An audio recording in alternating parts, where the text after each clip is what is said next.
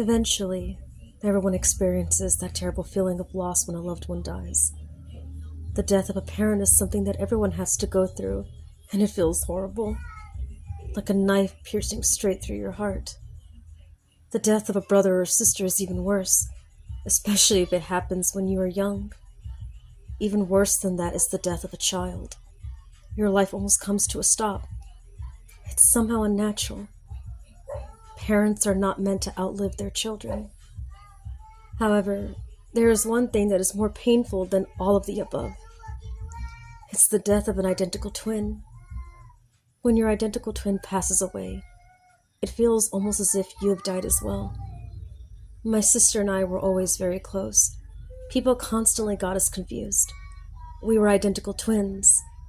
Instead of being annoying, it was rather amusing, and it gave us the opportunity to get up to all sorts of mischief. We could always have fun posing as each other and causing as much confusion as possible.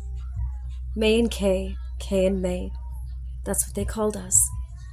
At home, we shared the same bedroom and played in the same backyard.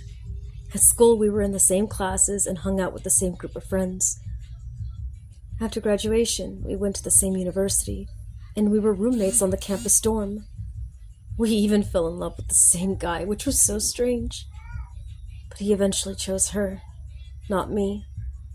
However, he still managed to get me confused with my sister almost every other day, which always amused us. I never had much luck with men. She was the attractive one. Even though we looked exactly the same, she somehow had more attractive personality. She was always the popular one. Soon after graduating university, she got married, and soon after that, she had a baby, which made me an aunt. Now my sister had two people who loved her, and I had none. She was always the lucky one. They say that if one identical twin was in pain, the other twin can feel it, even if they are hundreds of miles away. Don't believe it. This simply isn't true. My sister never experienced my pain. She never knew the turmoil that was eating me up from the inside.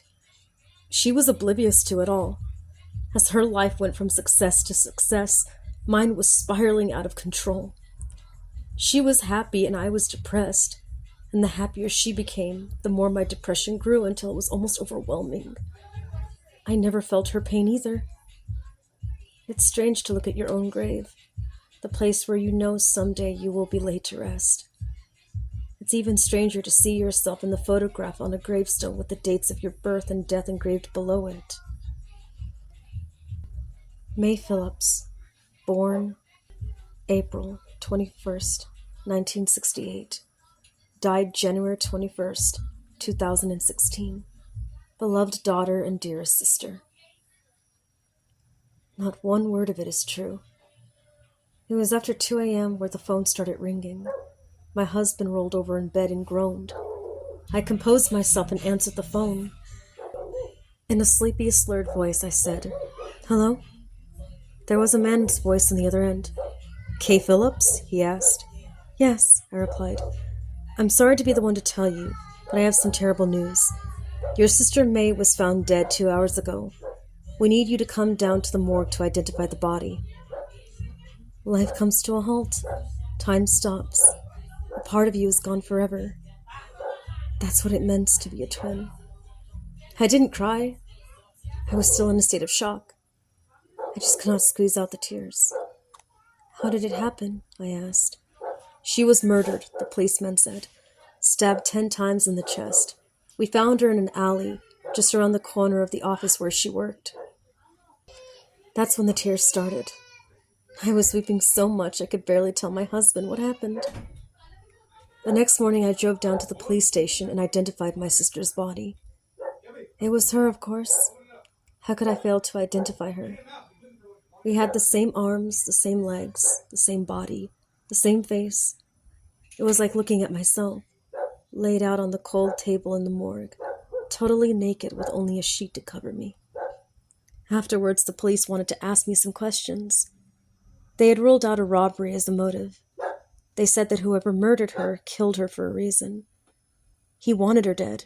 He stabbed her 10 times in the heart and the only thing he stole was her mobile phone. So you say the last time you saw your sister was 2 weeks ago, the detective asked. I nodded. We weren't on speaking terms, I said. She was angry with me, and she didn't want to speak to me. She was always angry with me. I don't know why. So in the last 2 weeks, you didn't talk to each other by phone? You didn't arrange a meetup? I shook my head, unable to get the words out. The detective had been surprised to learn that we were not only sisters, but also identical twins. He wondered if there was a chance that the killer had got us confused and had accidentally murdered the wrong one by mistake. That would complicate things even more. It meant there would be twice as many suspects. One crime, but twice as difficult to solve. Do you know of anyone who would want to harm you? He asked. No, I replied. No one. I don't have an enemy in the world. After leaving the police station, I got into my car and just sat there for a while. There were no tears. I just wanted to laugh. I took out my phone and went through the text messages. From Kay. Of course. Can I meet you today? How about after you get off of work? Delete. From Kay. I'm outside your office. Where are you? Delete. She was buried in a grave with my name. Our names were the only things that ever distinguished us. Now there's nothing to tell us apart. It's so funny. So funny. So funny. My husband is sleeping peacefully in the bed beside me, unaware that his wife is dead. It should be a sad day, but it feels like the first day of the rest of my life. Sorry, Kay. Sometimes it's necessary to make sacrifices in order to get the things that rightfully belong to you. You had everything, and now it all belongs to me. But you know what they say. Even though twins are identical, there's always something that distinguishes them. My daughter is laying in her crib, but she won't go to sleep. She keeps staring at me, and there is a strange look on her face. She can tell that there's something wrong. She knows who I really am. She's the only one who knows, but she can't tell anyone. And by the time she's old enough to speak, she'll have forgotten that I am not her real mother.